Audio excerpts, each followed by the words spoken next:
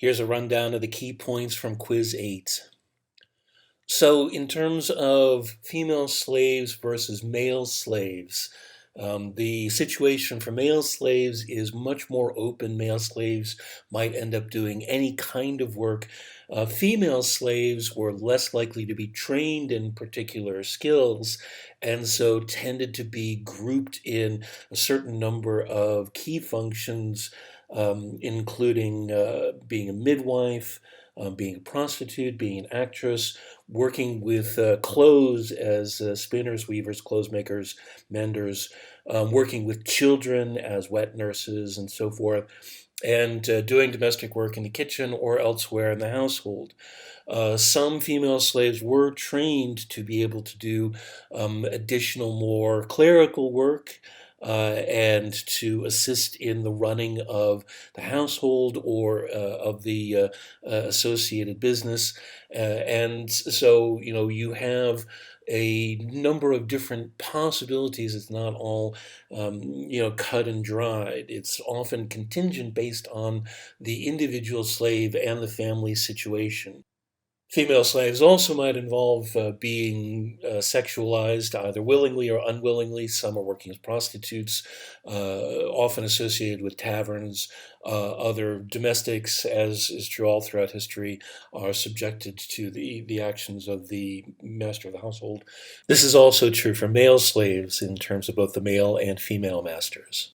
Freed women, which is freed slaves, are a significant part of the working class, mostly working in textiles or serving as shopkeepers, artisans. This is skilled labor and a very key part of the Roman economy. Again, for freed men, there is a much broader range of opportunities based on the skills that they have been trained for. But freed women could be and were trained to in the direction of areas in which they were most needed in the Roman economy, mostly having to do with textiles or in domestic service.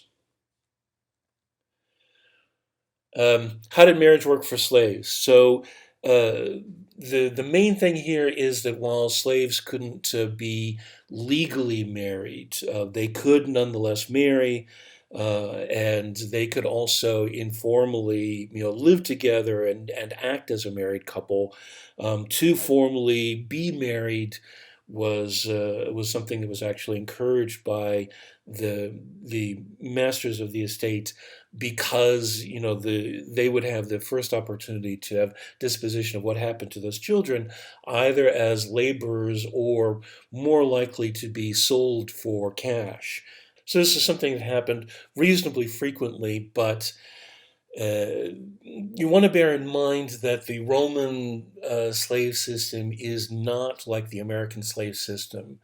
The American slave system, the Atlantic system, involves chattel slavery, in which families are owned for generations and become, in perpetual servitude.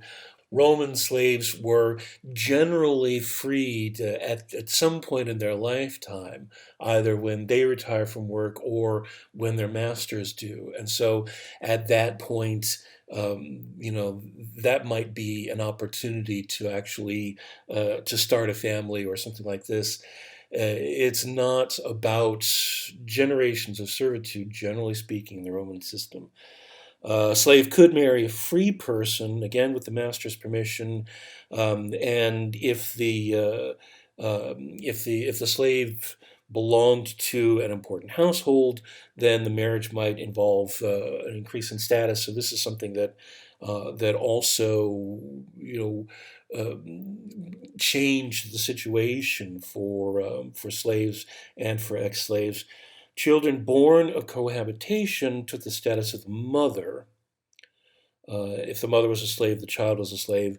If only the mother was freed, the child was freeborn but illegitimate. If both parents were freed, the child was legitimate and freeborn and had the potential to be a Roman citizen.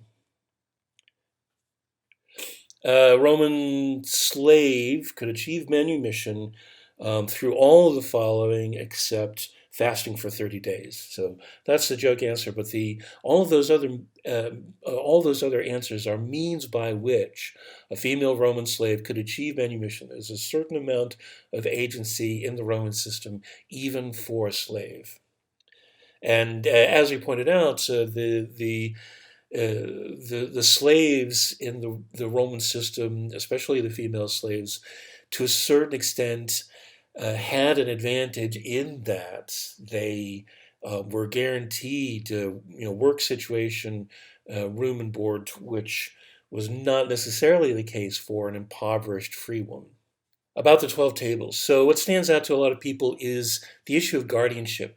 One of the things I want to emphasize here about guardianship is that guardianship exists for sons and daughters within a family. The purpose of guardianship is to represent to the public space where the laws are someone within a family who does not have legal status. And so this is true for underage men and for women. The situation for men is that they end their guardianship when they enter military service, i.e., when they leave the family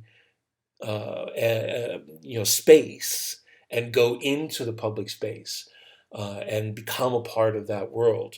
The women in the Roman system remain within the private realm. And so this means that for the purposes of the public space, they continue to be represented either by the paterfamilias of their original family or by their husband.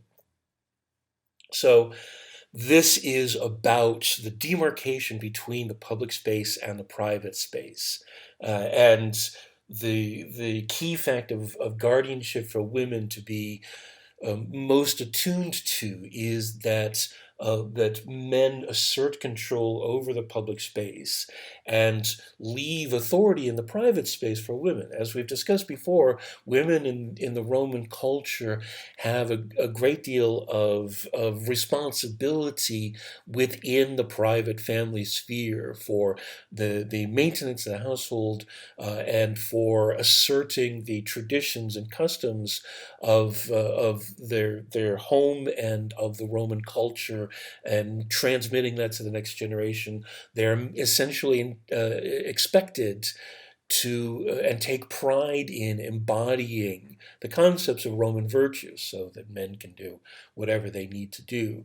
And so this is a very sharply demarcated gender divide, but it's not simply about superiority. It's about having different responsibilities, which for women do not include the public sphere. And that's the end of the quiz. Email me with any questions.